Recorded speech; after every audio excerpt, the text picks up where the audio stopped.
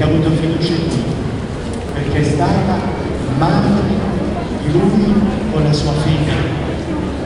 E così ascolteremo la testimonianza di Maria che ci solleciterà, non la curiosità che non serve a nulla, non la curiosità che alle volte può spegnere dentro di noi la fede vera, ma ci aprirà a quella grande fiducia con Gesù che sarà qui da presente tra di noi, davanti al quale apriremo il cuore e sarà lui meglio del cuore a completare l'opera che quest'oggi la Madonna sta facendo e che il nostro cuore interno impari ad amare, cioè impari. Volevo solo ai sacerdoti presenti in sala a pregare se possibile di recarsi nella zona da parte di per le confessioni celebrate per scegliere insieme.